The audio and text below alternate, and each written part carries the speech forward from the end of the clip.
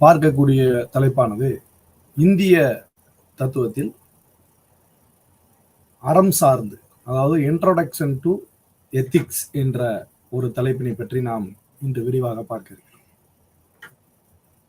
முதலாவதாக நாம் இந்த அறக்கோட்பாட்டானது எவ்வாறு உருவாகியிருக்கும் என்ற ஒரு அடிப்படையான ஒரு விஷயத்தை நாம் தெரிந்து கொண்டு, பிறகு எவ்வாறெல்லாம் இந்த எத்திக்ஸ் ஆஃப் ரிலீஜியன் என்ற ஒரு விஷயத்தில் எவ்வாறு தொடர்பு உள்ளது, மதங்கள் எவ்வாறு அறத்துடன் தொடர்புடையதாக இருக்கின்றன என்பதை எல்லாம் நாம் இன்று பார்க்க இருக்கிறோம். மேலோட்டமான ஒரு கருத்தாகத்தான் இன்றைய பகுதியானது நமக்கு கொடுக்கப்பட்டுள்ளது.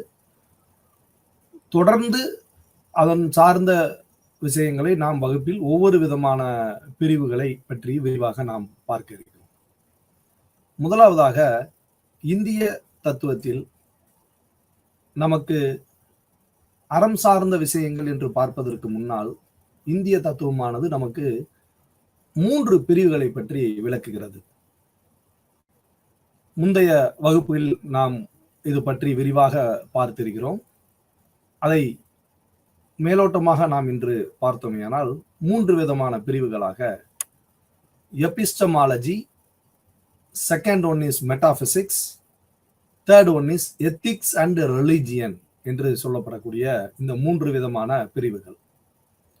இந்த 3 விதமான பிரிவுகள் என்று நாம் பார்த்தோமேயானால் முதலாவதாக சொல்லப்படக்கூடிய எபிஸ்டமாலஜி என்று சொல்லக்கூடிய தியரி ஆஃப் நாலேஜ், புலன் அறிவு என்று இதை தமிழில் நாம் கூறுவோம். தியரி ஆஃப் நாலேஜ் நமக்கு எவ்வாறெல்லாம் இந்த புலன் அறிவானது எவ்வாறு கிடைக்கிறது, புலன் அறிவின் மூலமாக நாம் எவையெல்லாம் நாம் எத்தகைய தன்மையுடைய அறிவினை பெறுகிறோம் என்பதை நாம் முந்தைய வகுப்பில் பார்த்துள்ளோம். ஆக இந்த எபிஸ்டமாலஜி என்று சொல்லப்படக்கூடிய புலனறிவு சார்ந்த விஷயமும், இரண்டாவதாக சொல்லப்படக்கூடிய மெட்டாபிசிக்ஸ் என்று சொல்லக்கூடிய புலன் கடந்த மெய்யியல், அதாவது முதலாவதாக சொல்லப்படுவது புலனறிவு, நமது புலன் சார்ந்த அறிவினை கூறக்கூடிய செய்தியை நாம் எபிஸ்டமாலஜி என்றும் அல்லது தியரி ஆஃப் நாலேஜ் என்றும் கூறுவோம். இரண்டாவதாக சொல்லப்படக்கூடிய இந்த மெட்டாபிசிக்ஸ் என்பது புலன் கடந்த அறிவியல், அதாவது நமது புலன்களுக்கெல்லாம் அப்பாற்பட்ட ஒரு இயற்கைக்கும் அப்பாற்பட்ட ஒரு சக்தியாக, இயற்கைக்கு அப்பாற்பட்ட ஒரு அறிவாக நாம் இந்த மெட்டாபிசிக்ஸ் என்ற ஒரு பகுதியை இந்திய தத்துவத்தில் நாம் பார்க்கிறோம்.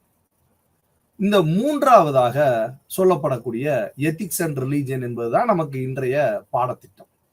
இந்த எத்திக்ஸ் அண்ட் ரிலீஜியன் என்பது மிக முக்கியமான பகுதியாக நமக்கு கருதப்படுகிறது. இந்திய தத்துவங்களில் நாம் பார்க்கிற பொழுது மதம் என்பதுதான் அறத்தை போதிக்கக்கூடிய ஒரு சக்தி வாய்ந்த ஒரு ஆயுதம் என்று கூட நாம் அதை உபயோகிக்கலாம். ஏனெனில் அறம் சார்ந்த கருத்துக்கள் என்று நாம் பார்த்தோமேயானால் இந்த அறம் சார்ந்த கருத்துக்களை நாம் வேறு எவற்றிலும் நாம் பார்க்க இயலாது. ஒரு மதம் தான் நமக்கு அறம் சார்ந்த கோட்பாட்டுகளை வழிவகுக்கிறது. ஒரு மனிதன் என்பவன் எவ்வாறு வாழ வேண்டும், மனிதன் இந்த வாழ்க்கை முறையை எவ்வாறு பாதுகாத்து நடந்து கொள்ள வேண்டும், அதற்கான வழிமுறைகள் என்ன என்பதை எல்லாம் நமக்கு கூறக்கூடியது மதங்கள். இந்த மதத்தின் மூலமாகத்தான் நமக்கு இந்த அறக்கோட்பாடுகள் என்பது நமக்கு வரிசைப்படுத்தி காட்டப்படுகிறது. ஏனெனில் நம்மளுடைய இந்த 3 விதமான பிரிவுகளின் மூலமாக நாம் மதத்தை புரிந்து கொள்வதாக இருந்தாலும் சரி, அல்லது அறக்கோட்பாட்டுகளை நாம் புரிந்து கொள்வதாக இருந்தாலும் சரி, அவற்றையும் நமக்கு 3 விதமான வடிவங்களில் நாம் இதை பார்க்கிறோம்.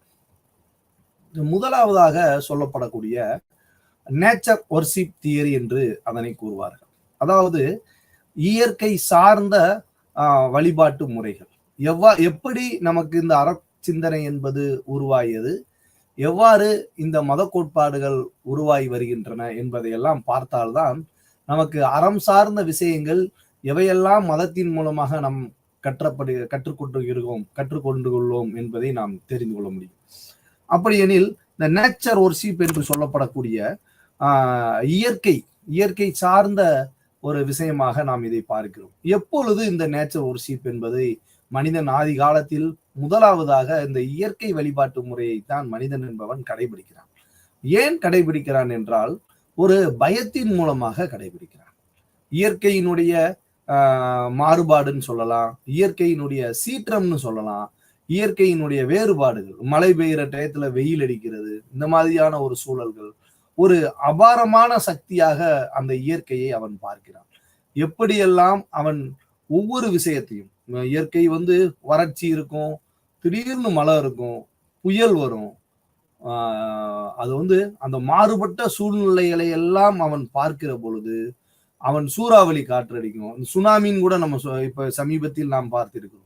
அப்ப இந்த சுனாமி இது போன்ற இயற்கை பேரிடர் மாற்றங்கள் நிகழும் பொழுது அவன் தன்னை காத்து கொள்வதற்காகவும் தன்னுடைய மனதில் ஏற்படக்கூடிய அந்த பயத்தின் விளைவாக அவன் இந்த பியாண்ட் என்று சொல்லப்படக்கூடிய சூப்பர் நேச்சுரல் பவர் என்று சொல்வார்கள், அதாவது இயற்கைக்கு மீறிய ஒரு சக்தியாக எவையை அவன் பார்க்கிறானோ அந்த வடிவங்களை, அது இயற்கை பொருள்களை இருக்கக்கூடிய விலங்குகளாக இருந்தாலும் சரி அல்லது பஞ்சபூதங்களாக இருந்தாலும் சரி, இவை அனைத்தையும் மனிதன் என்பவன் வணங்கக்கூடிய அளவிற்கு நம்மை பாதுகாக்கக்கூடிய இறைவனாக, கடவுளாக வடிவமைத்து அவன் வழிபாடு செய்யக்கூடிய ஒரு அந்த நிலைதான் நாம் நேச்சர் ஒர்ஷிப் தியரி என்று கூறுகிறோம். இந்திய தத்துவமானது நமக்கு விளக்குகிறது.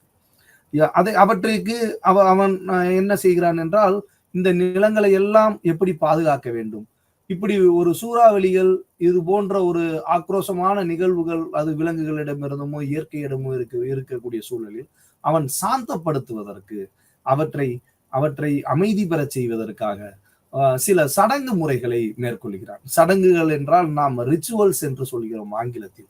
அந்த சடங்குகள் முறைகளை அவன் மேற்கொள்ளும் பொழுது அவை சாந்தமடைந்து இயற்கையானது நமக்கு நல்ல ஒரு பாதுகாப்பினை அளிக்கும் என மனிதனுடைய மனதில் நம்பப்படுவதால் அவன் பல்வேறு சடங்கு முறைகளை செய்கிறான். மந்திரங்கள் ஓதுவது மூலமாகவும் அல்லது அதை பூஜிப்பது, அர்ச்சனை செய்வது போன்ற பல்வேறு விதமான வடிவங்களில் அவர்களுடைய மதத்திற்கு ஏற்றாற்போல் அவர்கள் அந்த இயற்கையினுடைய வழிபாட்டு முறைகளை அவர்கள் உருவாக்கி வைக்கிறார்கள். அதை நாம் பொதுவாக பிருத்திவி என்று சொல்கிறோம். நிலத்தை பிருத்திவி என்றும், அக்னியை நாம் என்ன சொல்லுவோம், நெருப்புக்கு நாம் அக்னி என்ற ஒரு வடிவம் இறைவனுடைய வடிவமாகவும், நீரினை ஒரு வருணன் என்ற ஒரு வடிவமாகவும், காற்றிற்கு வாயு பகவான் என்ற ஒரு வடிவமாகவும், ஒவ்வொரு விதமான இந்த பஞ்சபூதங்களினுடைய சேர்க்கைகளுக்கெல்லாம் ஒவ்வொரு விதமான தனித்தனியான ஒரு வடிவமைப்பை, ஒரு கடவுளுக்கான பெயரை, நீர் என்றால் அதை ஒரு கடவுளோடு ஒப்பிட்டு பார்த்து வருணனாகவும், நெருப்பு என்றால் அதை அக்னி தேவனாகவும், வாயு என்றால் அந்த காற்றை வாயு தேவனாகவும், நிலப்பகுதியினை பிருத்திவி தேவனாகவும், இது போன்று ஒவ்வொரு விதமான புலன்கள், ஒவ்வொரு விதமான இந்த பஞ்சபூதங்களுக்கும் ஒரு விதமான அடையாளங்களை வடிவமைத்து அந்த அடையாளங்களின் மூலமாக நாம் அதை கடவுளாக அதை நாம் தொழுகக்கூடிய ஒரு நிலையைத்தான் நாம் நேச்சர் ஒர்ஷிப் தியரி என்று கூறுகிறோம். இவற்றின் மூலமாக மனிதன் தன்னுடைய குடும்பங்களை பாதுகாத்துக் கொள்வது, இயற்கைக்கு அப்பாற்பட்ட சக்தியாக ஒவ்வொரு பிரம்மாண்டத்தை நினைத்துக் கொள்வதால் மனிதன் இந்த பஞ்சபூதங்களின் வழிபாட்டு முறைகளை அவன் கொள்கிறான். இதை நாம் நேச்சர் ஒர்ஷிப் என்று கூறுகிறோம். இரண்டாவதாக சொல்லப்படக்கூடிய எமோஷனல் தியரி என்று ஒன்று உள்ளது. இந்த எமோஷனல் தியரி என்றால் நாம் எமோஷனல் என்பதை உணர்ச்சியினுடைய வெளிப்பாடு என்று சொல்கிறோம். அதாவது உணர்ச்சி பூர்வமாக, உணர்ச்சியாக எவ்வாறு மனிதன் என்பவன் இந்த சமூகத்தில் வாழ வேண்டும், அப்படி என்றால் சக்திக்கு மீறிய பொருளை, நம்மளுடைய மனித சக்திக்கெல்லாம் அப்பாற்பட்ட ஒரு பொருளாக மனிதன் என்பவன் இறைவனை வழிபடுகிறான். இறுதியாக அந்த இறைவன் என்ற ஒரு கான்செப்ட் தான் அனைத்துமே முடிவடைகிறது. அப்ப அந்த வழிபாடு என்பது எவ்வாறு உருவாகிறது? இந்த எமோஷனல் தியரி என்பது இரண்டு விதமான வகையாக நாம் பார்க்க முடியும். முதலாவதாக ஃபியர்னா பயத்தின் மூலமாக நாம் உணர்கிறோம். இரண்டாவதாக சொல்லப்படக்கூடியவை காம்ப்ளெக்ஸ் என்று சொல்கிறோம். அதாவது நமக்குள் இருக்கக்கூடிய தாழ்வு மனப்பான்மை. இந்த இரண்டு விஷயங்களை வைத்துதான் எமோஷனல் தியரி என்பது கட்டமைக்கப்படுகிறது. எமோஷனல் தியரி என்றாலே முதலாவதாக பயத்தினுடைய வெளிப்பாடினாலும் இரண்டாவதாக நம்மளிடையே மனதில் உருவாகக்கூடிய தாழ்வு மனப்பான்மையின் மூலமாக, அதாவது என்னை விட பெரியவன் என்று நினைப்பதோ, அல்லது என்னை விட தாழ்ந்தவன் என்று நினைப்பதோ, அல்லது எனக்கு மிஞ்சியவன் இல்லை என்று நினைப்பதோ, இது போன்ற நிறைய நம்ம சொல்லுவோம் இன்ஃபீரியாரிட்டி காம்ப்ளெக்ஸ் என்று சொல்கிறோம், அல்லது சுப்பீரியாரிட்டி காம்ப்ளெக்ஸ் என்று சொல்கிறோம். இது போன்ற காம்ப்ளெக்ஸ் நம்மளுடைய மனிதனுடைய தாழ்வு மனப்பான்மையின் வெளிப்பாடாக ஒவ்வொருவரையும் ஒருவரோடு ஒப்பிட்டு பார்ப்பதன் மூலமாக, இது போன்ற பல்வேறு வித முரண்பாடுகளுக்கு இடைப்பட்ட ஒரு விஷயத்தில் நாம் இதற்கெல்லாம் அப்பாற்பட்ட ஒரு சூப்பர் நேச்சுரல் பவராக கடவுளை நாம் பார்க்கிறோம். இதை நாம் எமோஷனல் தியரி என்ற இந்த 2 விதமான வடிவங்களில் இருந்து கட்டமைக்கப்படுகிறது. மூன்றாவதாக சொல்லப்படக்கூடிய இன்டலெக்சுவல் தியரி என்று சொல்லுகிறார்கள். இந்த மூன்றாவது சொல்லப்படக்கூடிய இன்டலெக்சுவல் தியரி என்பதுதான் மிகவும் முக்கியமான ஒரு விஷயமாக நாம் பார்க்க வேண்டும். ஏனெனில் மனிதனுக்கு முன்னால் நாம் எவ்வாறு முதலாவதாக நாம் கூறிய மூன்று விதமான பிரிவுகளில் இருந்து எவ்வாறு நமக்கு epistemology, metaphysics and ethics and religion வழியாக எவ்வாறு நமக்கு இந்த அறக்கோட்பாடுகள் விளக்கப்படுகிறது, இவற்றினுடைய வழிபாட்டு முறைகள் எவ்வாறு மனிதன் என்பவன் தன்னுடைய வாழ்வை கட்டமைத்துக் கொள்வதற்கும் பயத்திலிருந்து வெளிப்படுவதற்கும் இறைவனை வணங்குகிறான் என்ற முறைகளை கூறிக்கக்கூடிய 3 விதமான வழிகளான nature worship theory and emotional theory, மூன்றாவது சொல்லப்படக்கூடிய இன்டலெக்சுவல் தியரி. இந்த இன்டலெக்சுவல் தியரி அப்படின்னு நாம என்ன சொல்றோம் அப்படின்னு பார்த்தோம்னா, முதலாவதாக எவ்வாறு இயற்கையினுடைய வழிபாடு என்றால் எல்லாத்தையும், அதாவது அதை நாம் பாலித்தீயிசம் என்று சொல்கிறோம். பாலித்தீயிசம் என்றாலே பல வகை, அது இறைவனாக இருக்கலாம், வடிவம் மற்றதாக இருக்கலாம், அல்லது விலங்குகளாக இருக்கலாம், தாவரங்களாக இருக்கலாம். ஏனெனில் சக்திக்கு மீறிய, இயற்கைக்கு அப்பாற்பட்ட அனைத்து விதமான பொருட்களையும் மனிதன் என்பவன் இயற்கையினுடைய அப்பாற்பட்ட சக்திகளாக அதை ஒரு கடவுளாக வழிபட்டு வந்த வெளிப்பாடுதான் இன்று நாம் இந்திய தத்துவத்தில் பார்க்கிறோம். அப்ப இயற்கைக்கு மீறிய செயல்பாடு நடக்கிற பொழுது அதை அவன் பிரமிப்பாக நினைக்கிறான். அந்த பிரமிப்பாக நினைப்பதின் வெளிப்பாடுதான் அவன் அந்த ஒர்ஷிப்புக்கு தள்ளப்படுறான். மனிதன் பயத்தின் மூலமாகவோ அல்லது அந்த உணர்ச்சியின் வெளிப்பாடாக கடவுளிடம் காட்டப்படக்கூடிய அன்புதான் பக்தி. கடவுள்கிட்ட நான் என்னை காத்து கொள்ள வேண்டும், தன்னுடைய உடலை காத்து கொள்ள வேண்டும், தன் குடும்பத்தை பாதுகாத்துக் கொள்ள வேண்டும் என்ற ஒரு அன்பினுடைய வெளிப்பாடுதான். ஏனெனில் இன்று நாம் அருகில் இருப்பவர்களுடன் சுமூகமாக ஒரு சமூக ஒரு அக்கறையுடன் ஒரு ஒற்று போகிற மனதுடன் உள்ள நிலைமை இல்லை. அதனால் மனிதன் யாரிடம் செல்கிறான் என்றால், அவன் இயற்கைக்கு அப்பாற்பட்ட ஒரு பொருளாக, சக்தியை, அது கடவுள் என்றோ அல்லது சூப்பர் நேச்சுரல் பவர் என்றோ எதை மனிதன் நினைக்கிறானோ அதை ஒரு இறைவனாக, ஒரு கடவுள் வடிவாக பார்க்கிறான். அப்ப இந்த இயற்கைக்கு மிஞ்சிய சக்தியாக நேச்சர் சீப் தியரியை பார்க்கிற பொழுது அதை ஒரு பாலித்தீயிசமாக, அந்த பாலித்தீயிசத்திலிருந்து ஒவ்வொரு விதமாக மனிதன் மாற்றமடைந்து அதை மோனிசமாக, அடுத்து தீயிசமாக, அடுத்து மோனோ தீயிசம் என்று சொல்லப்படக்கூடிய ஒரு பொருள் கொள்கையாக, அடுத்து ஒரு கடவுள் கொள்கையாக ஒவ்வொரு விதமான பரிணாமங்களில் இந்த மதமானது மாறிக்கொண்டே வருகிறது. ஏனெனில் முதல் பாரத நாடு பழம்பெரும் நாடு. அப்படியெனில் நாம் பார்க்கிற பொழுது பழம்பெரும் நாடு என்று பார்த்துட்டாலே மனிதனுடைய meaning of life, the way of life, the purpose of life என்று சொல்லக்கூடிய இந்த 3 விதமானது. மனிதனுடைய வாழ்க்கை என்பது ஒரு அர்த்தம். மனிதனுடைய வாழ்க்கைக்கு என்ன அர்த்தம் என்று நாம் தெரிந்து கொள்ள வேண்டும். அடுத்ததாக நம்மளுடைய வாழ்க்கை முறை எவ்வாறு அமைய வேண்டும், அந்த வாழ்க்கை முறையின் மூலம் நாம் அடையக்கூடிய லட்சியங்கள் என்ன, பாதைகள் என்ன என்பதை சொல்லக்கூடுவதுதான் இந்திய தத்துவங்கள். நாம் பெரும்பாலாக இந்திய தத்துவத்தில் ஏற்கனவே நாம் பார்த்துள்ளோம். அதாவது புருஷார்த்த என்று சொல்கிறார்கள். அதாவது தர்மா, அர்த்தா, காமா, மோட்சா என்று சொல்லப்படக்கூடிய 4 விதமான புருஷார்த்தங்கள். இவற்றின் மூலமாக மனிதன் எவ்வாறு தன்னுடைய வாழ்க்கையின் பாதையை வகுத்துக் கொள்கிறான், அந்த வாழ்க்கையின் பாதையை வகுத்துக் கொள்வதன் வழியாக மனிதன் எவ்வாறெல்லாம் தன்னை செம்மைப்படுத்துகிறான் என்றெல்லாம் நாம் பார்த்தோம். அதுபோல ஒவ்வொரு விதமான ஒரு வடிவங்களை இந்த பாலித்தீயிசத்திலிருந்து, பல வகை கடவுள் கொள்கையிலிருந்து, பல வகை வழிபாட்டு முறைகளில் இருந்து ஒவ்வொரு விதமான பரிணாம வளர்ச்சியின் மூலமாக அந்த பாலித்தீயிசமானது மோனோதீசமாக மாறுகிறது, மோனிசமாக மாறுகிறது, டூயலிசமாக மாறுகிறது, மோனோதீசமாக மாறுகிறது, பாலிதீசமாக மாறுகிறது. இது போன்ற பல்வேறு விதமான வடிவங்களை இந்திய தத்துவமானது நமக்கு பல கட்ட பரிணாமங்களில் விளக்குகிறது. அப்ப நம்ம இந்த purpose of life, the man can ought to be என்று சொல்கிறோம். What a thing ought to be. மனிதன் என்பவன் எவ்வாறு வாழ முடியும் என்பதை கூறக்கூடிய ஒரு நிலைப்பாடு தான் இந்த தத்துவத்தினுடைய மிக முக்கியமான நிலைப்பாடாக நம்ம பார்க்கிறோம். அப்படி நாம் பார்க்கையில் இந்த வழிபாட்டு முறைகளை எல்லாம் நாம் ஒன்று சேர்ந்து நாம் பார்த்தோமேயானால் 2500 ஆண்டுகளுக்கு முன்னால் உருவான சமண மதத்தை நாம் இங்கு சொல்லியாக வேண்டும். ஏனெனில் சமண மதம் என்பது மிக பழமையான ஒரு மதமாக கருதப்படுகிறது. சமண மதத்தில் 24 தீர்த்தங்கரர்கள் என்று சொல்கிறார்கள். அவர்களை தீர்த்தங்கரர் என்று சொல்கிறார்கள். இந்த தீர்த்தங்கரர்கள்ல மிக முக்கியமானவர் பார்க்கறது மகாவீரர் என்று சொல்றோம். ஏன்னா சமண மதத்தை ஜெயினிசம் என்று சொல்வார்கள் ஆங்கிலத்தில். இந்த சமண மதத்தை தோற்றுவித்தவர் என்று நாம் பார்த்தோமேயானால் அவர் பெயர் மகாவீரர். மகாவீரர் வர்த்தமானர் என்று சொல்கிறார்கள். அவருக்கு 24வது தீர்த்தங்கரர். இந்த தீர்த்தங்கரர் என்பது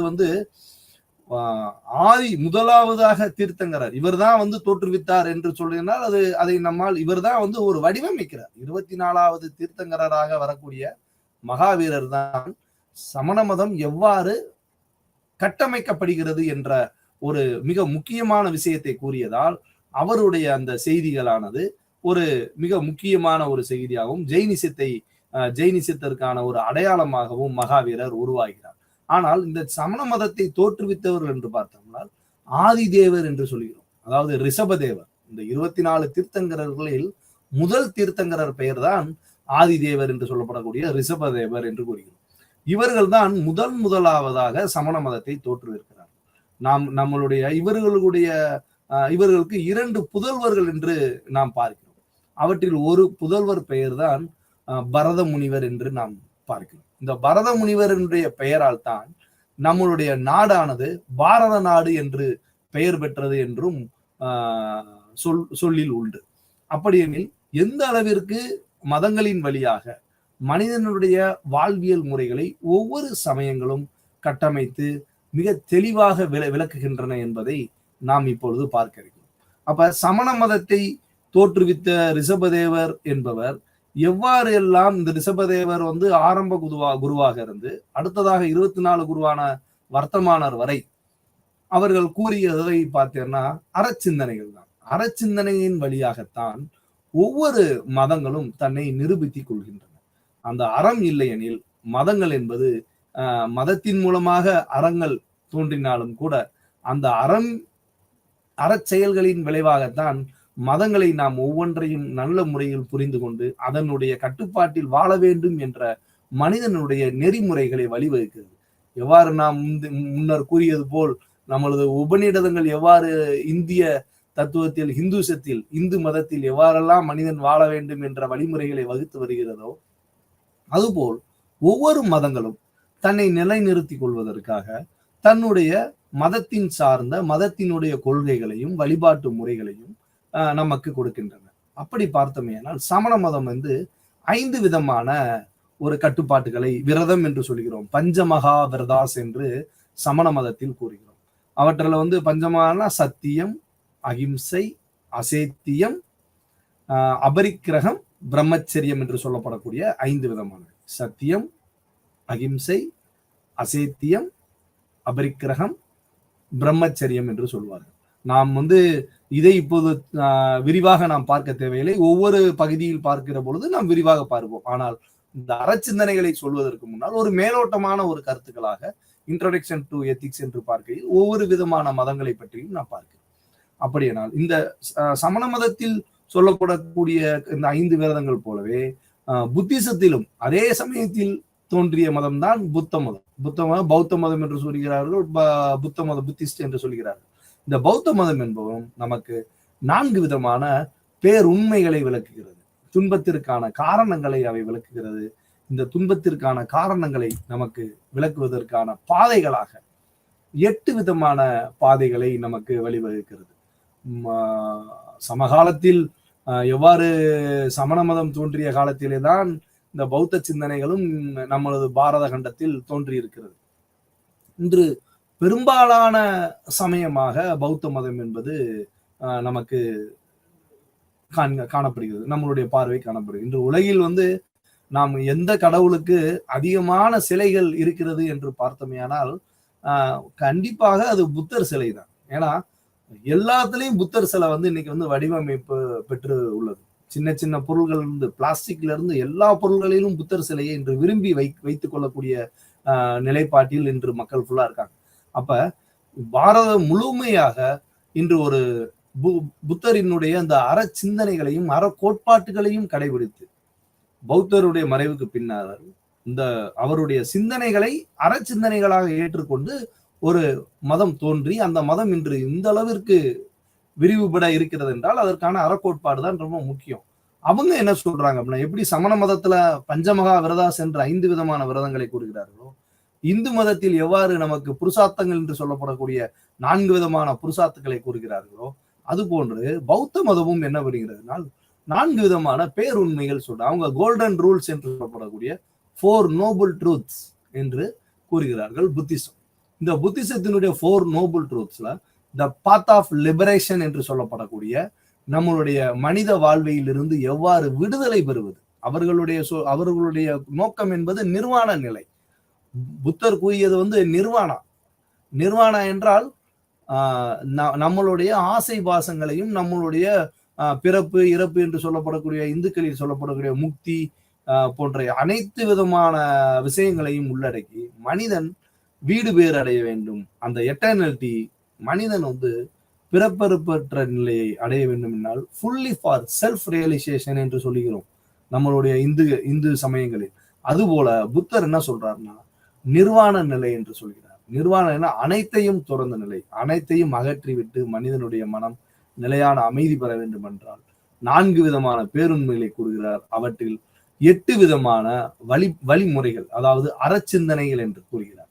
இந்த அறச்சிந்தனை என்று பார்க்கையில் பௌத்த மதம் கூறும் அறச்சிந்தனை 8 விதமாக: right understanding, right thought, right speech, right action, right livelihood, right effort, right mindfulness and right concentration.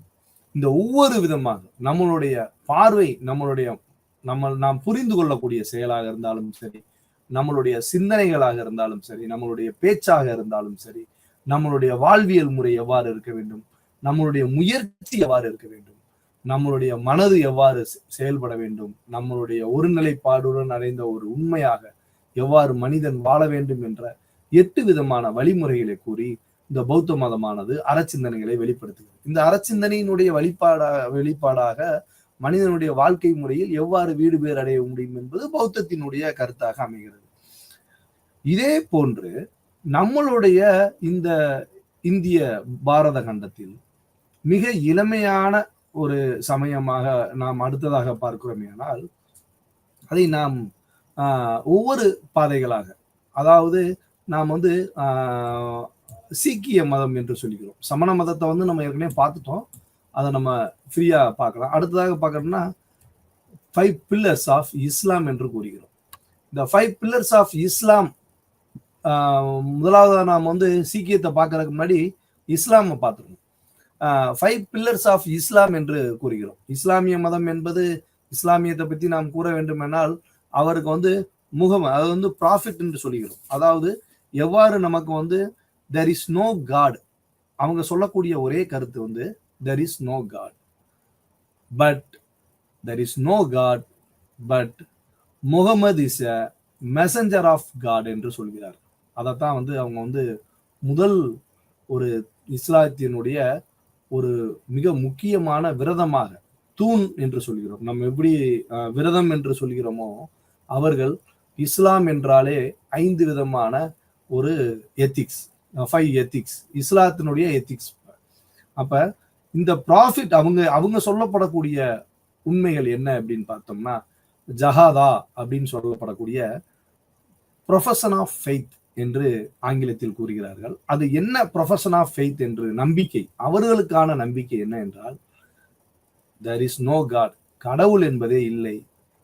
அல்லாஹ் ஒருவனே கடவுள். அதுதான் அவர்களுடைய மிக முக்கியமான முதல் தூணாக அவர்கள் கருதுகிறார். இரண்டாவதாக அவர்களுடைய வழிபாட்டு முறையில் அறச்சிந்தனையாக கூறப்படுவது தொழுகை என்று சொல்லுகிறோம். தமிழ்ல தொழுகை, பிரேயர். நம்ம இதுல எப்படி நம்ம வழிபாட்டு முறையை சொல்றோமோ அதே போல சாண்டிங் ஃபார் மந்த்ராஸ்ன்னு சொல்லுவோம். நம்ம மந்திரங்கள் ஓதுறோம், வேதங்கள் ஓதுறோம், இந்த மாதிரி வேதங்களினுடைய வழிபாடு, அக்னி வளர்க்குறோம், இந்த மாதிரி இருக்கிற மாதிரி இஸ்லாத்துல என்ன பண்றாங்கன்னா பிரேயர், தொழுகையின் மூலமாக நம்மளுடைய அறச்சிந்தனைகள் எவ்வாறு இருக்க வேண்டும். அந்த தொழுகை அப்படின்னு அவங்க எதை சொல்றாங்க அப்படின்னா, அந்த தொழுகையை ஒரு நாளைக்கு 5 முறை தொழுகை செய்ய வேண்டும் என்று கூறுகிறார். இறைவனை வழிபாட்டு செய்யக்கூடிய முறைகளாக ஒரு இறைவனை ஒவ்வொரு இஸ்லாமியரும் 5 முறை ஒவ்வொரு தினமும் தொழுக வேண்டும். அந்த தொழுகைக்கான இடம் எவ்வாறு இருக்க வேண்டும் என அவர்கள் பார்க்கிறார் என்றால், மெக்காவை அவர்கள் புனிதமாக கருதப்படக்கூடிய மெக்காவை நோக்கியும் மெதினாவை நோக்கியும் அமர்ந்து தொழுகை செய்ய வேண்டும். மெக்கா திசையை நோக்கி, மெதினாவினுடைய திசை எந்த திசையில் இருக்கிறதோ அந்த திசையை நோக்கி அமர்ந்து அவர்கள் தொழுகை செய்ய வேண்டும். இவை ஒவ்வொரு இஸ்லாமியரும் கடைபிடிக்க வேண்டும் என்பதுதான் இஸ்லாத்தினுடைய அறச்சிந்தனையாக கருதப்படுகிறது. மூன்றாவதாக சொல்லப்படக்கூடிய ஜஹாத் என்று சொல்கிறார்கள். இந்த ஜஹாத் என்று சொன்னோம்னா அவர்கள் சொல்லப்படக்கூடிய இந்த ஜஹாத் என்பது என்னவெனில், ஒவ்வொருவரும் நம்ம டொனேஷன் செய்யறோம் பாருங்க, அது மாதிரி வருமானத்தில் ஒவ்வொரு இஸ்லாமியரும் தனது வருமானத்தில் 40ல் 1 பங்கு தொகையினை தன்னுடைய அந்த இஸ்லாமியத்தில் உள்ள மிக என்ன சொல்றது, ரொம்ப வறுமையில் வாடக்கூடிய இஸ்லாமியர்களுக்கு உதவி செய்வதற்காக கண்டிப்பாக அனைவரும் 40ல் 1 பங்கு தொகையினை உதவியாக வழங்க வேண்டும் என்பதை அவர்கள் ஒரு அறக்கோட்பாட்டாகவே வைத்துள்ளார்கள். அப்படிப்பட்ட ஒரு சிந்தனையாக மூன்றாவது சிந்தனை அமைகிறது. இவற்றின் மூலமாக, இந்த மூன்றாவது சிந்தனையின் மூலமாக இல்லாதவர்களுக்கும் வறியவர்களுக்கும் அனைத்து விதமான இஸ்லாமியர்களாலும் வழங்கப்படக்கூடிய இந்த உதவி தொகையை கொண்டு அனைத்து இஸ்லாமியர்களையும் சமமாக வாழ வைப்பதற்கான முயற்சியை மேற்கொள்ள முடியும் என்ற ஒரு நம்பிக்கையில் இந்த மூன்றாவது விஷயமான சொல்லப்படக்கூடிய ஜஹாத் என்று சொல்லப்படக்கூடிய விஷயமானது கட்டமைக்கப்பட்டுள்ளது. நான்காவதாக சொல்லப்படக்கூடிய அவர்கள் சொல்லக்கூடிய ஒரு ஹஜ் யாத்திரை என்று சொல்லப்படக்கூடிய புனித பயணம், ஹஜ் என்று சொல்கிறார்கள். ஒவ்வொரு இஸ்லாமியரும் தன் வாழ்நாளில் ஒரு நாளாவது மெக்கா மெதினாவிற்கு புனித பயணம் மேற்கொள்ள வேண்டும் என்று கூறுகிறார்கள். அனைத்து இஸ்லாமியர்களும் தன்னுடைய வாழ்நாளில் புனித பயணம் மேற்கொள்ள வேண்டும். அந்த புனித பயணம் மேற்கொண்டு வருவதற்கு பெயர் தான், எல்லாருடைய பெயரும் பார்த்தீங்கன்னா முன்னாடி ஹாஜி என்று போட்டிருப்பார்கள். ஒருவர் பெயருக்கு முன்னால் இஸ்லாமியர் யாரேனும் ஹாஜி என்று போட்டிருக்கிறார் என்றால் அவர் மெக்காவிற்கும் மெதினாவிற்கும் சென்று வந்தவர் என்ற அடையாளத்திற்காக போடப்படக்கூடிய பெயர் தான் ஹாஜி என்ற பெயர். அப்ப ஒவ்வொரு இஸ்லாமியரும் தன் வாழ்நாளில் ஒரு நாளாவதும் மெக்காவிற்கும் மெதினாவிற்கும் புனித பயணம் மேற்கொள்ள வேண்டும் என்பது நான்காவது அறச்சிந்தனையாக இஸ்லாம் வலியுறுத்துகிறது. ஐந்தாவது அறச்சிந்தனை என்பது மிக முக்கியமான ஒன்று. அவர்கள் கொண்டாடக்கூடிய ரம்ஜான் என்று சொல்கிறோம். அந்த ரம்ஜான் என்றால் என்ன அப்படின்னா அனைவருக்கும் தெரியும். ஃபாஸ்டிங் என்றால் நாம் எவ்வாறு இந்து மதத்தில் விரதம் மேற்கொள்கிறோமோ அதுபோல் அவர்கள் விரதம் மேற்கொள்கிறார்கள். 30 நாள்கள் அவர்கள் ஒரு மாதம் முழுவதும் 30 நாட்கள் விரதம் மேற்கொள்கிறார்கள். இந்த நாட்களில் அவர்கள் தன்னுடைய எச்சியை கூட விழுங்க மாட்டார்கள். ஒவ்வொரு நாளும் காலையில் தொடங்கக்கூடிய அந்த நவாஸ் என்று சொல்லக்கூடிய அந்த பிரேயர் தொடங்குறப்ப இருந்து பிரேயர் மறுபடியும் தொழுகை 5 தொழுகை அந்த நிறைவு செய்யப்படக்கூடிய நேரம் வரையிலும் எந்த ஒரு இஸ்லாமியரும் உணவு உட்கொள்வதில்லை, தண்ணீர் அருந்துவதில்லை, எச்சியை கூட உமிழும் நீரை கூட அவர்கள் உள்ளே செலுத்துவதில்லை. ஏனெனில் எவ்வாறு வறுமை இருக்கும், எவ்வாறு பசி இருக்கும், அந்த பசியினுடைய வலியை உணர்ந்து கொள்ள வேண்டும் என்ற ஒரு கட்டுப்பாட்டினை வைத்திருப்பதுதான் இஸ்லாத்தினுடைய ஒரு 5வது சிந்தனையாக இருக்கிறது. அதன் மூலமாக பசியை அறிந்து கொள்ள வேண்டும், பசியின் கொடுமையை அறிந்து கொள்ள வேண்டும். அப்படி என்றால்தான் நாம் வறியவர்களுக்கும் எளியவர்களுக்கும் நம்மால் உதவி செய்ய முடியும் என்ற நோக்கத்துடன் முகமதால் உருவாக்கப்பட்ட அந்த 5வது சிந்தனை தான் இஸ்லாத்தில் கடைபிடிக்கப்படுகிறது. அவற்றின் மூலமாகத்தான் நாம் சொல்லுவது உண்ணா நோன்பு என்று கூறுகிறார். உண்ணா நோன்பு என்றால் அதான் எதையும் சாப்பிடக்கூடாது என்று. அப்ப இந்த 5 விதமான அறச்சிந்தனைகளை அவர்கள் தூண்கள் என்று கூறுகிறார்கள். இஸ்லாத்தினுடைய மிக முக்கியமான 5 தூண்கள். முதலாவதாக சொல்லப்படக்கூடிய அல்லாஹ் ஒருவனே கடவுள், இரண்டாவது சொல்லப்படக்கூடிய பிரேயர், மூன்றாவது சொல்லப்படக்கூடிய ஜகாத், நான்காவதாக சொல்லப்படக்கூடிய புனித பயணம், ஐந்தாவது சொல்லப்படக்கூடிய உண்ணா நோன்பு என்று சொல்லக்கூடிய இது 5 பில்லர்ஸ் ஆஃப் இஸ்லாம். அப்ப இஸ்லாத்தினுடைய இந்த வழிமுறைகளை போன்றே நாம் இதுல அதாவது நம்ம சீக்கியத்திலையும் பார்க்கலாம். சீக்கிய மதம் என்பது இப்ப எவ்வாறு நாம் இஸ்லாத்துல பார்த்தோமோ அதே மாதிரி சீக்கியத்திலையும் 5 கேஸ் என்று சொல்கிறார்கள். அந்த 5 கேஸ் அப்படின்னு நம்ம பார்க்கிறோம் அப்படின்னா ககாஸ் என்று சொல்கிறார்கள். அந்த ககாஸ் என்று நாம் சொல்லுவதில் கே ஒவ்வொன்றையும் அவர்கள் அந்த கே என்றால் ஃபர்ஸ்ட் அவங்க சொல்லக்கூடிய கங்கா என்று சொல்கிறார்கள். அந்த கங்கா என்றால் என்ன அப்படின்னு பார்த்தோம்னா சீப்பு வடிவில் அவை இருக்கும். அந்த சீப்பு தன்னுடைய முடிகளில் அந்த தலைமுடிகளில் சீவி அதை ஒரு நல்லா அதை உள்ள வைத்து அந்த சீப்பினை உள்ள வைத்து டர்பன் கட்டுவாங்க. தலையில பாத்தீங்கன்னா எல்லா சீக்கியர்களும் தன்னுடைய தலையில் ஒரு டர்பன் கட்டியிருப்பாங்க. அது பாத்தீங்கன்னா யூனிட்டியை குறிக்குது, எவ்வாறு ஒற்றுமையாக செயல்பட வேண்டும். ஒரு சீக்கியன் என்றால் அவனுடைய அடையாளமாக நாம் இந்த டர்பனை பார்க்கலாம். டர்பன் இல்லாத சீக்கியர்களே இருக்க மாட்டார்கள். ஒரு உண்மையான சீக்கிய மதத்தை பின்பற்றப்படக்கூடிய ஒரு நபராக இருந்தால் அவர் நிச்சயமாக இந்த கங்கா என்று சொல்லப்படக்கூடிய அந்த சீப்பினை முழுமையாக முடியினை வைத்து அதை உள்ளே வைத்து அதை ஒரு வெளியில் தெரியாமல் தலைப்பாகை என்று நாம் கூறுவோம்ல, டர்பன் என்று சொல்லப்படக்கூடிய அந்த தலைப்பாகை அணிந்திருப்பார். இது முதலாவதாக ஒரு சீக்கியர் பின்பற்ற வேண்டிய அறச்சிந்தனையாக கூறப்படுகிறது. இரண்டாவதாக அவர்கள் கூறப்படுவது கேசா என்று சொல்கிறோம். கேசா என்றால் நம்மளுடைய முடி. அவர்கள் முடியை வெட்ட மாட்டாங்க. ஒரு மனிதனுடைய அடையாளமாக, வீரத்தின் அடையாளமாக ஒவ்வொரு சீக்கியரும் பார்ப்பது இந்த முடி. ஏன்னா இயற்கையாகவே பெண்களுக்கு தாடி மீசை என்பது உடல் அமைப்புகளில் இல்லை. அப்படியெனில் இந்த ஹேரை என்ன சொல்றாங்க அப்படின்னா மேன்லினஸ் சொல்றாங்க. அந்த அந்த அந்த ஆண்மையினுடைய அடையாளமாக சீக்கியர்கள் பார்க்கிறார்கள் இந்த முடிகளை. அதனாலதான் ஒவ்வொரு சீக்கியரும் பாத்தீங்கன்னா அப்படியே தலைமுடியெல்லாம் வலிச்சு கொண்டை போட்டிருப்பாரு. இந்த தாடியெல்லாம் அப்படியே மடக்கி ஒரு நெட்டு கட்டியிருப்பாங்க. எதையுமே வெட்ட மாட்டாங்க. அப்ப இரண்டாவதாக சொல்லப்படக்கூடிய அவர்களுடைய அறச்சிந்தனை என்பது இந்த மேன்லினஸ். இந்த முடி என்பது இயற்கையாக கொடுக்கப்பட்ட ஒரு ஆண்மையின் அடையாளம். அதனால் எந்த ஒரு ஆண்மகன் சீக்கியரும் முடியினை, இந்த கேசத்தில் இந்த முடியினை வெட்டுதல் கூடாது. முடியினை மடக்கி உள்ளமைக்கி நெட்டு போட்டு தாடி வச்சிருப்பாங்க. இது இரண்டாவது சிந்தனையாக சொல்கிறார்.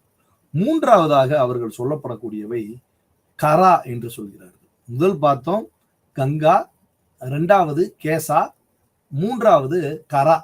கரா என்றால் கை, கரம் என்று சொல்கிறார்கள்.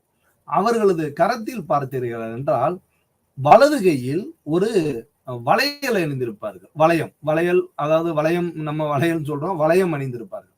அந்த வளையமானது தங்கத்திலோ வெள்ளியிலோ இருக்காது. அவை ஒரு சாதாரண இரும்பிலான ஒரு ஒரு வளையத்தை கையில், வலது கையில் அணிந்திருப்பார்கள். ஏன் ஒவ்வொரு சீக்கியரும் தன்னுடைய கையில் அணிந்திருக்கிறார் என்றால், ஒரு செயலினை செய்கிற பொழுது அது நல்ல செயலா அல்லது தீய செயலா? தீய செயல் என்றால் அதை நாம் செய்யக்கூடாது என்று நமது வலதுகை தனக்கு அந்த சீக்கியருக்கு உணர்த்துமா. நம்ம கையில அதை மாட்டியிருந்தோம்னா நம்ம இந்த கையால நம்ம செய்யறப்ப அந்த செயல் நல்ல செயலா கெட்ட செயலான்ற ஒரு நம்மள அறியாம செய்யறப்ப இந்த அடையாளம் இது கெட்ட செயல் அப்படின்னா நம்ம செய்யக்கூடாது அப்படின்னு தன்னை நினைவுபடுத்துவதற்காக ஒவ்வொரு சீக்கியரும் அணிந்து கொள்ளக்கூடிய இந்த வளையத்தை தான் அவர்கள் கரா என்று கூறுகிறார்கள். நான்காவதாக சொல்லப்படக்கூடிய கச்சா என்று சொல்லப்படக்கூடியதை இன்னர் வேர்ன்னு சொல்லப்படக்கூடிய நாம் உள்ளாடை என்று சொல்லுகிறோம். இந்த உள்ளாடை அவங்க எப்படி, எதற்காகனா கரேஜ். சீக்கியர்கள் என்றாலே பொதுவாக நாம் உணர்ந்து கொள்வது கரேஜ், வீரம்.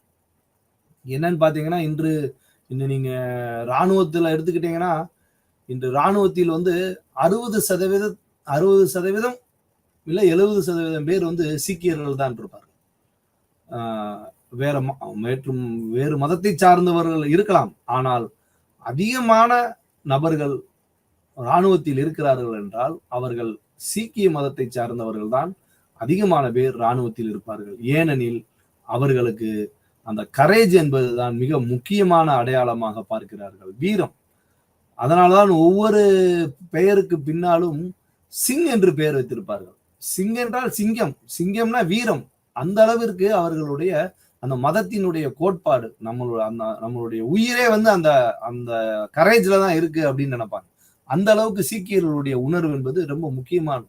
அப்ப அந்த கச்சா போருக்கு போகணும், குதிரை ஏற்றம் இருக்கும், இப்படி இருக்கிறப்ப தன்னை பாதுகாத்துக் கொள்வதற்கு கண்டிப்பான முறையில் அனைவரும் இந்த ஆடைக்கு முன்னதாக ஒரு உள்ளாடை அணிந்து கொள்ள வேண்டும், அது நம்மை பாதுகாக்க வேண்டும் என்பதற்காக ஒவ்வொரு சீக்கியரும் அது சொல்லப்படக்கூடிய அந்த கச்சா என்ற உள்ளாடையை ஒவ்வொருவரும் அணிந்திருப்பார். அடுத்ததாக சொல்லப்படக்கூடிய கிருபான் என்று சொல்கிறோம். கிருபான் என்றால் கத்தி. ஒவ்வொரு சீக்கியர்களுக்கும் கிருபான் என்பது ரொம்ப முக்கியமான ஒண்ணு. ஏன்னா இது வந்து அடுத்தவங்களை கொள்றதுக்கு இல்ல, தன்னை பாதுகாத்துக் கொள்வதற்காக அவர்கள் வைத்துக் கொள்ளக்கூடிய ஒரு விஷயமாக நாம் பார்க்கிறோம் கிருபான். இந்த கிருபான்ன்றது வந்து நீங்க வந்து மதத்திற்கும் நாட்டினுடைய கொள்கைக்கும் எல்லாம் அப்பாற்பட்ட ஒரு விஷயமாக, அதாவது நீங்க வந்து ஒரு பாராளுமன்றத்திலே ஒரு சீக்கியர் சென்றால் அந்த பார்லிமெண்ட்டுக்குள்ளே வந்து அவர் வந்து கத்தி எடுத்துட்டு போலாம். வேறு மதத்தை சார்ந்தவர்களுக்கு அனுமதி இல்லை, வேறு யாருக்குமே அனுமதி கிடையாது. ஒரு சீக்கியர் ஃப்ளைட்ல போனாலும் அவர் வந்து கத்தி வச்சுக்கலாம், அவருக்கு வந்து அனுமதி உண்டு. ஏனெனில் அது அவர்களுடைய மதத்தினுடைய கோட்பாடு. அந்த மதத்தை நாம் மதிக்கிறோம் என்பதை அதனுடைய வெளிப்பாடுதான் இந்த மாதிரியான விஷயங்களை, மதத்தினுடைய அடையாளங்களை கொண்டு போவதை அவர்களை வித்தியாசமாக பார்க்கப்படுவதில்லை. ஏனெனில் அவருக்கு அனுமதி உண்டு. அது விமானமாக இருந்தாலும் சரி, அல்லது பாராளுமன்றமாக எங்கு இருந்தாலும் சரி, அவர் ஒரு சீக்கியர் என்றால் அவருடைய அடையாளமாக இருக்கக்கூடிய கிருபான் என்பதை அவர் தன்னுடைய உடலில் வைத்துக் கொள்ளலாம். அப்படிப்பட்ட ஒரு விஷயமாகத்தான் அவர்கள் இந்த சீக்கியர்கள் கடைபிடிக்கிறார். அப்ப இந்த 5 விதமான சொல்லப்படக்கூடிய ககாஸ்ன்னு சொல்லுவோம், இல்ல கேஸ் அப்படின்னு சொல்லுவோம், 5 கேஸ்ன்னு சொல்லப்படக்கூடிய கங்கா, கேசா, கரா, கச்சா, கிருபான் என்ற 5 விதமான அறச்சிந்தனைகளை, இந்த 5 விதமான அடையாளங்களையும் ஒரு சீக்கியர் என்பவர் கண்டிப்பாக வைத்திருக்க வேண்டும். இந்த 5 விதமான அடையாளங்களையும் கண்டிப்பாக அவர் உயிர் மூச்சாக கொண்டு அறச்சிந்தனைகளுடன் வாழ வேண்டும் என்பதுதான் சீக்கியத்தினுடைய ஒரு எத்திக்ஸ் என்று சொல்லப்படக்கூடிய. இது போன்று ஒவ்வொரு விதமான ஒரு கட்டமைப்பினை நமது இந்திய சமூகமானது பின்பற்றி நம்மளுடைய பாடத்திட்டங்களில் இந்த 5 விதமான விஷயங்களை நாம் பார்க்கிறோம். அப்ப இப்ப வந்து நம்ம இதை பார்த்ததுக்கு பின்னால் ஜெயினிசம் சொல்லப்படக்கூடிய ஒரு விஷயமாக நாம் பார்க்கிறோம். ஜெயினிசம் சொல்லப்படக்கூடிய விஷயமாக நாம் பார்ப்பது வந்து எத்திக்ஸ் ஆஃப் ஜெயினிசம் என்று சொல்லிக்கிறோம். எத்திக்ஸ் ஆஃப் ஜெயினிசம் என்று நாம் பார்த்தோமேனால் அவற்றை வந்து ரைட் ஃபெய்த் என்று சொல்கிறோம். Right faith, right knowledge, right contact என்று சொல்கிறோம். சமண மதத்தில் எவ்வாறு நாம் முதலாவதாக சொல்லப்படக்கூடிய நம் இந்து மதமாக இருந்தால் நம்ம புருஷார்த்தங்கள் என்று சொல்லப்படக்கூடிய தர்மா, அர்த்தா, காமா, மோட்சா என்று கூறினோம். அடுத்ததாக சொல்லப்படக்கூடிய பௌத்த மதம் என்று சொல்லப்படக்கூடியவை வந்து நமக்கு வாழ்விலிருந்து விடுதலை பெறுவதற்கான நிர்வாண நிலையை கூறுகிறது. அந்த நிர்வாண நிலை என்பது நமக்கு எவ்வாறு கிடைக்கிறது என்றால் த 4 நோபல் ட்ரூத்ஸ் என்று சொல்லுகிறோம். புத்தர் கூறிய 4 நோபல் ட்ரூத்ஸின் வழியாக பாத் ஆஃப் லிபரேஷன் என்று சொல்லப்படக்கூடிய 8 விதமான பேர் உண்மைகள், 8 ஃபோல்ட் பாத் என்று அதை கூறுகிறோம். அடுத்ததாக நாம் பார்த்தக்கூடிய இஸ்லாம் என்று பார்த்தக்கூடிய 5 விதமான பில்லர்ஸ், இஸ்லாத்தினுடைய தூண்கள் என்று நாம் பார்த்தோம் ஒவ்வொரு விஷயமாக. அந்த 5 விதமான தூண்கள் போலவே சமதத்திலும் அவற்றில் எத்திக்ஸ் ஆஃப் ஜெயினிசம் என்று சொல்கிறோம்.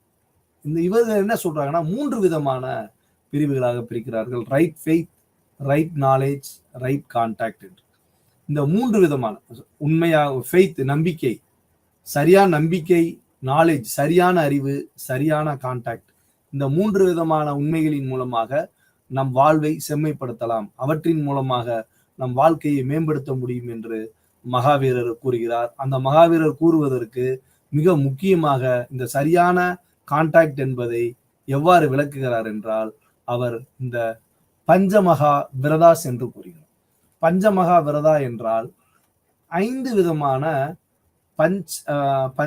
பஞ்சமக விரதம் என்றால் 5 விதமான பேருண்மைகள் என்று சொல்றார். வர்த்தமானர் சொல்றார். என்ன சொல்றார் அப்படின்னா, சத்தியம், இரண்டாவதாக அசேத்தியா, மூன்றாவதாக அகிம்சா, நான்காவதாக அபரிக்கிரகா, ஐந்தாவதாக பிரம்மச்சரியா. ஏற்கனவே பார்த்தோம், அதை இப்ப நம்ம எக்ஸ்பிளைன் பண்ணி பார்க்கோம்.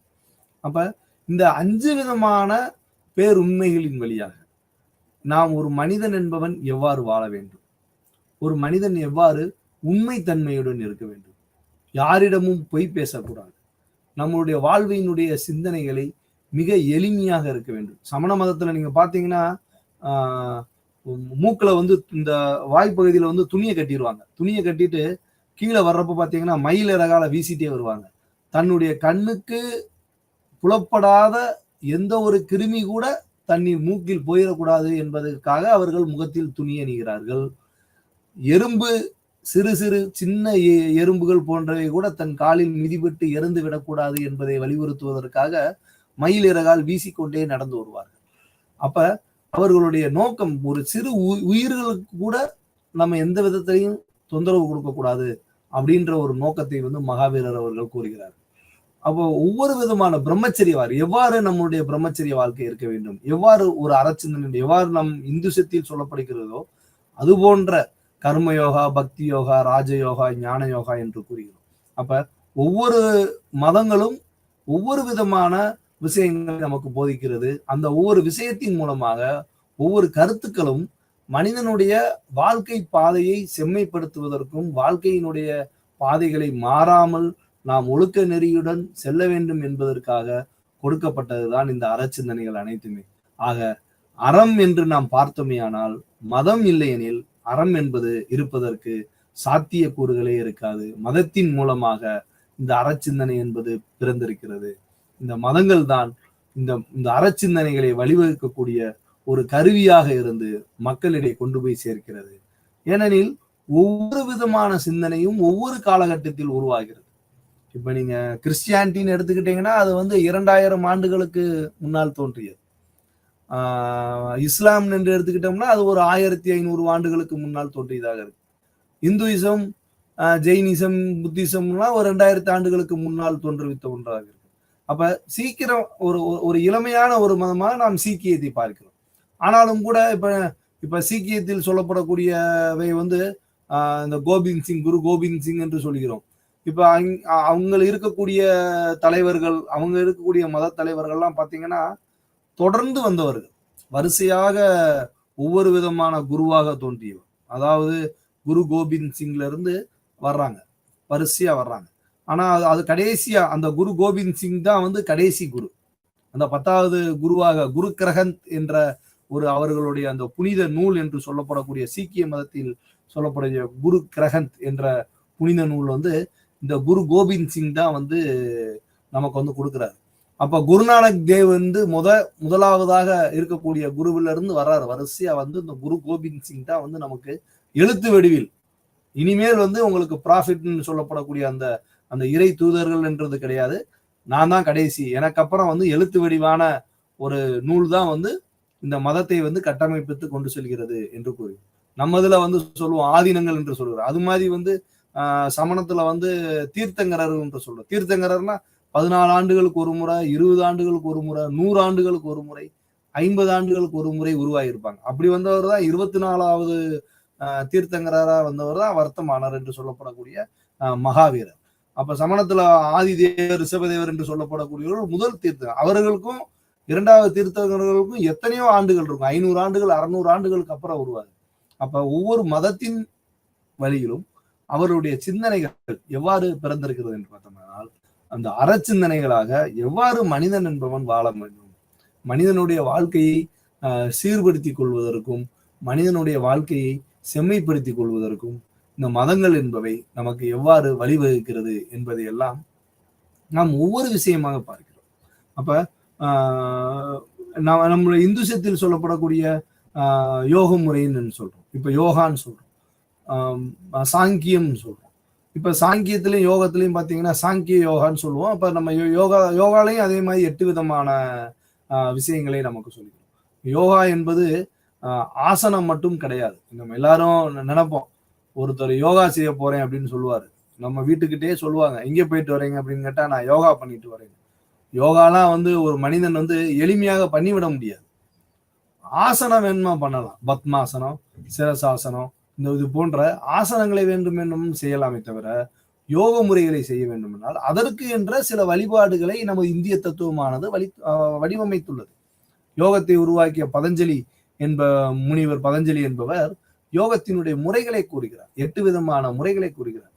யமா, நியமா, நியமா, ஆசனா, பிரணாயமா, பிரத்யேகரா, தாரணா, தியானா, சமாதி என்று 8 விதமான ஸ்டெப்ஸ் என்று சொல்லப்படக்கூடிய ஒவ்வொரு விதமான படிநிலைகள். அது அஷ்டாங்க யோகா என்று சொல்கிறார்கள். அஷ்டாங்கம் என்றால் 8 விதமான யோக முறைகளை கூறுகிறார்கள். யமம்னா என்ன, நம்ம எப்படி யமம், நியமா. யமம் என்பது நம்மளுடைய உடல் தூய்மை. இந்த யமத்துல நம்மளுடைய பாடி கிளீனஸ், எவ்வாறு நம்மளுடைய உடலை சுத்தமாக வைத்துக் கொள்ள வேண்டும், ஒரு நாளைக்கு குளிப்பதில் இருந்து நாம் எவ்வாறு இருக்க வேண்டும், நம்மளுடைய உடலுடைய அமைப்பு எவ்வாறு இருக்க வேண்டும், நாம் எதையெல்லாம் செய்ய வேண்டும், எவையெல்லாம் செய்யக்கூடாது என்பதை விளக்குவதுதான் யமம். அடுத்ததாக்குல நியமம். என்ன செய்ய, நியமத்திலும் சில கட்டுப்பாடுகள், ஒவ்வொரு விதமான வழிமுறைகளை செய்து 4வதாக சொல்லப்படக்கூடியது ஆசனம். நம்ம செய்யப்படக்கூடிய இந்த ஆசன முறைகள். அப்ப யமா, நியமா, பிரணாயாமம். இந்த ஆசனம் செய்வதற்கு முன்னால் நாம் பிரணாயாமம் செய்வோம். எப்படி நம்மளுடைய மூச்சு பயிற்சி இருக்க வேண்டும், எவ்வாறு நம்மளுடைய மூச்சை உள்ளிழுத்து வெளியே விட வேண்டும், எப்படி உள்ளிழுக்க வேண்டும், எவ்வாறு வெளியிழுக்க விட வேண்டும், இப்படியெல்லாம் முறை இருக்கு. நம்ம சும்மா உட்காந்துட்டு யோகாலாம் செஞ்சிட முடியாது. ஆசன முறைகள் சும்மா நான் போய் ஆசனம் செய்யறேன் அப்படின்லாம் செய்ய முடியாது. ஆசனத்துக்கென்ற ஒரு வழிமுறைகள் உண்டு. அப்ப அந்த வழிமுறைகளை எல்லாம் கற்றுக்கொண்ட பிறகுதான் நாம் ஆசனா என்றால் ஒன்றி சிட்டிங் போஸ்டர், நாம் அமர்ந்து என்ன செய்ய வேண்டும் என்று சொல்வதுதான் ஆசனம். அதற்கு அடுத்தாக்குல பிரணாயாமம், பிரத்யேகரம், தாரணம், தியானம். அப்பதான் தியானமே வருது. 7வது நிலை தியானம். அதற்கு பிறகுதான் சமாதி நிலை. இந்த சமாதி நிலை என்பதுதான் ஃபைனல் ஸ்டேஜ். அந்த நம்ம சொல்றோம்ல, இந்து தர்மத்துல எப்படி சொல்றோம், முக்தின்னு என்று சொல்கிறோம். நம்ம வாழும் பொழுதே மனிதன் முக்தின்றது நம்ம இதுல 2 விதமான முக்தியா சொல்றோம் இந்துசத்துல. ஒவ்வொரு மதங்களும் ஒவ்வொரு விதமான கருத்துக்களை வலியுறுத்துகிறது. அதுபோல் இந்து மதமும் சில விஷயங்களை வலியுறுத்துகிறது. அவற்றில் யோகாவும், இப்ப யோகாவினுடைய முறைகளை பார்த்தோம்னா யோகாவும் சில விஷயங்களை வலியுறுத்துகிறது. அப்ப நம்மளுடைய மனிதனுடைய வாழ்க்கை முறையை வடிவமைப்பதற்கு மதம் என்பது மிக முக்கியமாக ஒன்றாக கருதப்படுகிறது. மதத்தின் மூலமாகத்தான் மனிதன் என்பவன் நான் யார் என்றால், நான் ஒரு மனித இனமா அல்லது விலங்கினமா என்ற ஒரு கேள்வி என்பது நம்மிடையே வருகிறது. மனிதன் என்பவன் நான் யார் என்று கேட்கிறான் என்றால், நான் மனிதனா அல்லது விலங்கினமா? அப்ப நான் மனித இனம் என்றால் எவ்வாறு இந்த மனித இனம் என்பது இந்த விலங்கினத்திலிருந்து மாறுபடுகிறது என்ற ஒரு சிந்தனை நமக்கு வர வேண்டும். இப்ப ஒரு அறிவுடைய அமீபாவும் உயிரினம் தான். ஒரே ஒரு அறிவு பெற்ற அமீபாவும் உயிரினம் தான். 5 அறிவு பெற்ற விலங்கும் உயிரினம் தான். 6 அறிவு பெற்ற மனிதனும் உயிரினம் தான். அப்ப இந்த 3க்கும் இடையில், இந்த விலங்கிற்கும் மனிதனுக்கும் நாம் உதாரணமாக பார்த்தோமே ஆனால் 5 அறிவுடைய விலங்காக இருந்தாலும் சரி, 6 அறிவு பெற்ற மனித இனம் என்று சொல்லப்படக்கூடிய 2மே உயிரினம் தான். இந்த உயிரினத்தில் இருந்து நாம் எவ்வாறு மாறுபடுகிறோம் என்பதுதான் நமக்கு மிக முக்கியமான கருத்தாக அமைகிறது.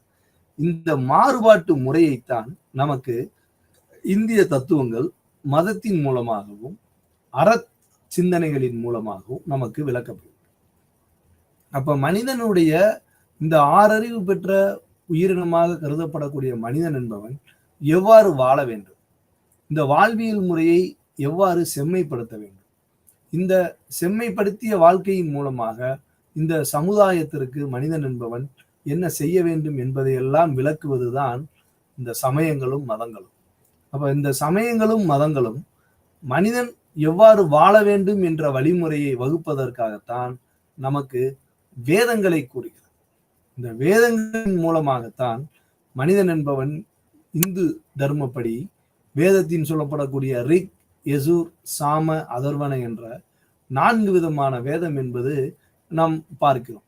இந்த வேதங்கள் ஒவ்வொரு விதமான வேதமும் 4 விதமான பிரிவுகளாக பிரிகிறது.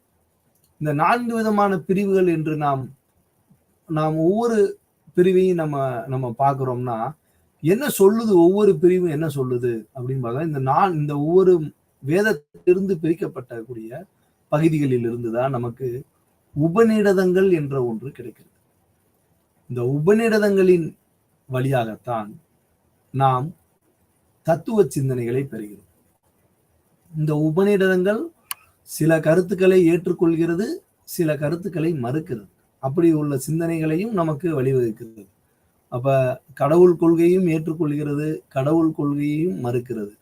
அவற்றினுடைய வெளிப்பாடாகத்தான் நிறைய மதங்கள், கடவுள் கொள்கையை ஏற்றுக்கொள்ளக்கூடிய மதங்களும் இங்கு உண்டு, கடவுள் கொள்கையை மறுக்கக்கூடிய மதங்களும் உண்டு. இந்த 2 விதமான பிரிவுகளில் இருந்து பல்வேறு சிந்தனைகள் நமக்கு உருவாகிறது. இவை அனைத்துமே தர்மம் என்று சொல்லப்படக்கூடிய அறக்கோட்பாடுகள். இந்த தர்மத்தினுடைய வழி நாம் எவ்வாறு வாழ முடியும், வாழ வேண்டும் என்ற சிந்தனையை வலியுறுத்துவதுதான் அறச்சிந்தனைகளாக நாம் கருதுகிறோம். அப்ப அறச்சிந்தனை என்று நாம் சொல்கிறோம் என்றால் எதை அறச்சிந்தனைகள் என்று சொல்கிறோம் என்றால் ஒவ்வொரு சமயமும் ஒவ்வொரு மதங்களும் தன்னுடைய மதத்தினுடைய கோட்பாடுகளாக மதத்தை கட்டமைக்கக்கூடிய அந்த கட்டமைப்பிலிருந்து மனிதன் அதனுடைய வழிபாட்டு முறைகளாக கடைபிடிக்க வேண்டிய நெறிமுறைகளைத்தான் நாம் எத்திக்ஸ் என்று கூறுகிறோம். இந்த எத்திக்ஸ் என்பது இன்று ஒவ்வொரு சமயமும் ஒவ்வொரு மதங்களாக இருந்தாலும் சரி, அது சமயங்களாக இருந்தாலும் சரி, மனிதனுடைய வாழ்வியல் முறைகளை மாறுபடுத்துவதற்கு, வாழ்வியல் முறையை மாறுபடுவது என்றால் விலங்கினத்திலிருந்து மனிதன் சமுதாயத்தில் மனிதனாக மாறுபடுவதற்கும், இந்த வேறுபாடுகளில் இருந்து அனைவருடனும் ஒற்றுமையுடன் வாழ்வதற்காகவும், பிற உயிர்களை நேசிக்கும்படியாகவும் வாழ்வதற்கு ஒவ்வொரு சமயங்களும் பல்வேறு விதமான வழிமுறைகளை நமக்கு கற்றுத்தருகிறது. அவற்றினுடைய விளைவாக ஒவ்வொரு விஷயத்தையும் நாம் பார்த்தோமேயானால் சமயங்கள் அனைத்துமே நமக்கு என்ன இறுதியாக அனைத்து சமயங்களும் கூறப்படுவது அறச்சிந்தனை தான். அந்த அறச்சிந்தனையின் வழியாக நம் வாழ்வை எவ்வாறு முன்னேற்றி கொள்ள வேண்டும் என்பதுதான். அப்ப இந்த இன்டலெக்சுவல் என்று நாம் பார்த்தோம், முதலாவதாக நாம் பார்த்தோம் எப்படி இந்த அறச்சிந்தனை என்பது நமக்கு உருவாயிற்று, எதன் மூலமாக நம்ம உருவாயிற்று என்று பார்த்தோமே. ஆனால் முதலாவதாக நாம் பார்த்த எபிஸ்டமாலஜி என்று சொல்கிறோம், புலனறிவு சார்ந்து. இந்த புலன்களின் அறிவின் வழியாக நாம் எவ்வாறு நம்மளுடைய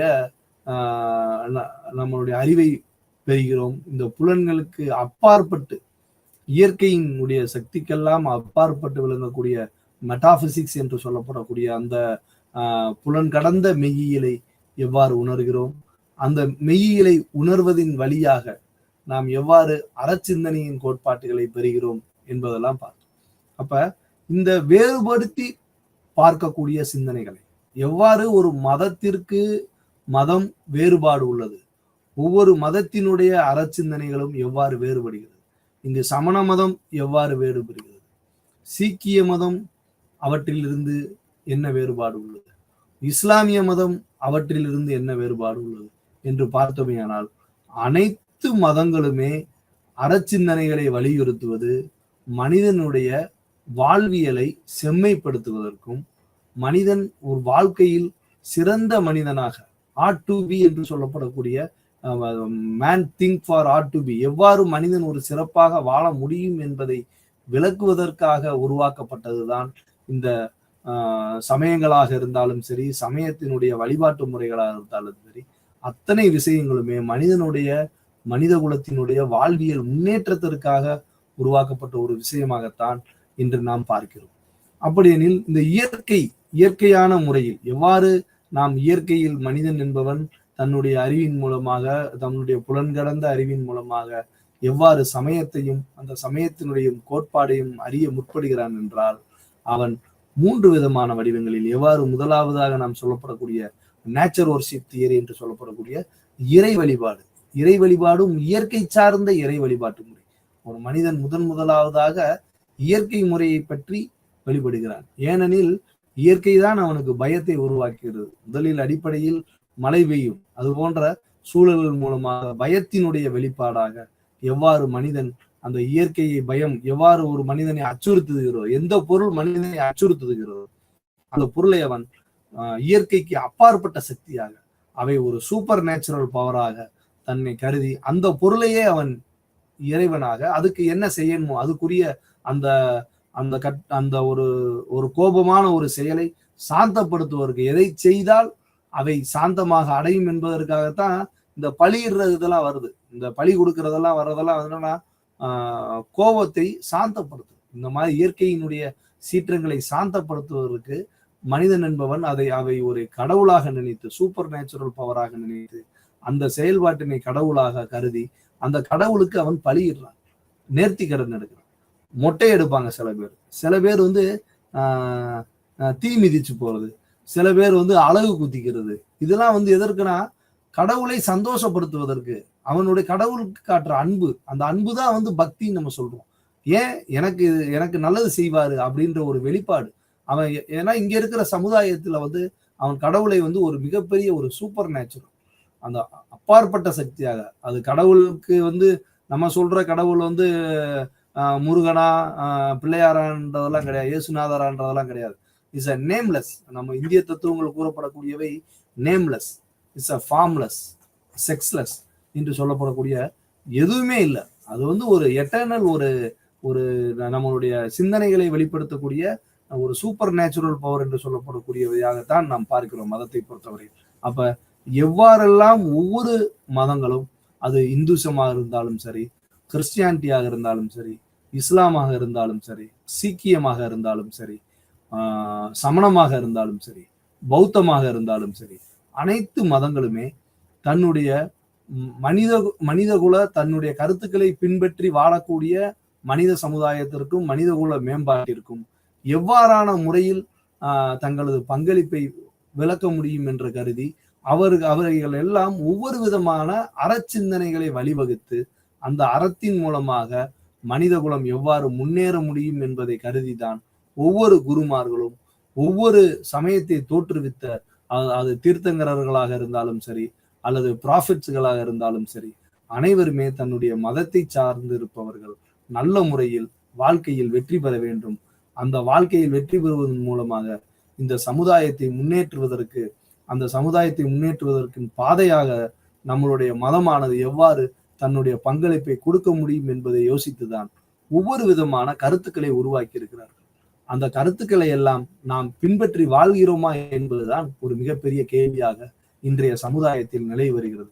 அந்த அறச்சிந்தனை கருத்துக்களை நாம் பின்பற்றுகிறோமா? அந்த அறச்சிந்தனை கருத்துக்களை நாம் பின்பற்றியதை கடைபிடிக்கிறோமா? அந்த கடைபிடிப்பதை நம்மால் வாழ்வியலில் முறையாக அதை நடைமுறைப்படுத்த இயல்கிறதா என்பது மிக சிக்கலான ஒன்றாக கருதப்படுகிறது. இவை எல்லாத்தையும் நாம் கடந்து அறச்சிந்தனைகளை எல்லாம் நாம் மனதில் உள்வாங்கி அவையெல்லாம் நாம் செயல்படுத்தினோமே ஆனால் இந்த அறச்சிந்தனை என்பது வாழ்வியல் மாற்றங்களை நிச்சயம் இந்த சமுதாயத்தில் உருவாக்கும்.